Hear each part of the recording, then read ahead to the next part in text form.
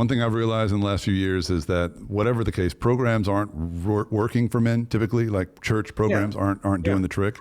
And so it has to be something else. The answer has to be somewhere else. And I know that part of the answer, a massive part of the answer for me, figuring out how to overcome addiction, how to overcome my own sin and just the patterns that I kept getting myself into that led to despair and depression. Yeah. So much of it had to do with locking arms with other dudes.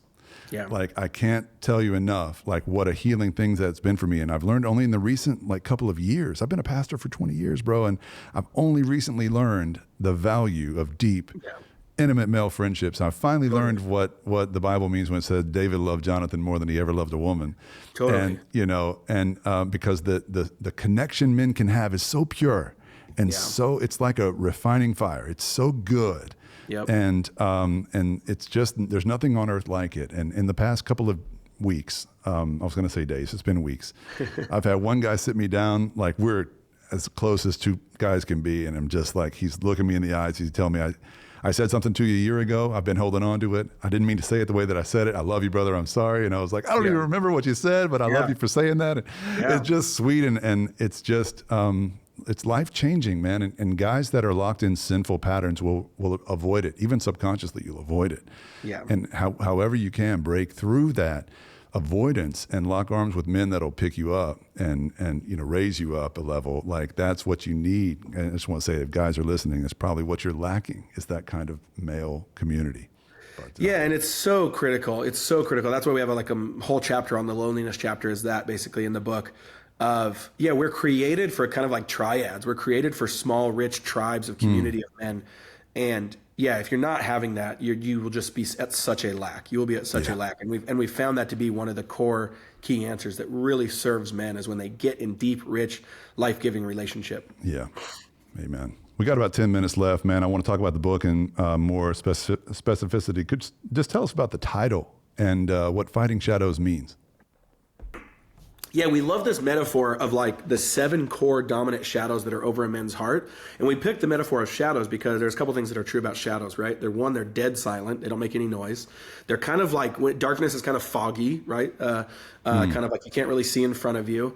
And then they follow you. Shadows follow you. And I'm like, man, that's exactly spiritually what I think a lot of men feel like, is there's these 7 dominant lies that are silently hovering over their heart, silently making them kind of feel around and be like, just hazy and cloudy, and then silently following them everywhere they go unless they deal with them.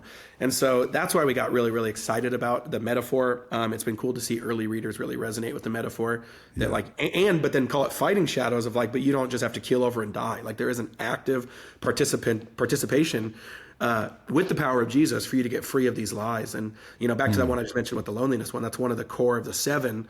For the reason you just said, that like men are starving and dying spiritually, physically, emotionally, even because they don't have real rich relationships, and they're kind of, there's a trade that I talk about in that chapter that certainly ambitious men make, but I would say almost all men make in their 20s and 30s. And there's this book called Lonely at the Top that talks about this, where, we basically trade success and ambition and goals we have in life that we then apply through our work for community. Like, that's just a trade almost every man makes from like their 20s to 30s. And it's psychologically proven, sociologically proven, that then at about 35 to 45 in that 10-year span, you kind of wake up and you go, oh, I think I really messed this up. Like, I maybe have the money I want, maybe I'm decently at the job I want, but there's no one here. There's no one here. And he's like, that's a trade that's just like a horrible, horrible trade that 90% of American men make.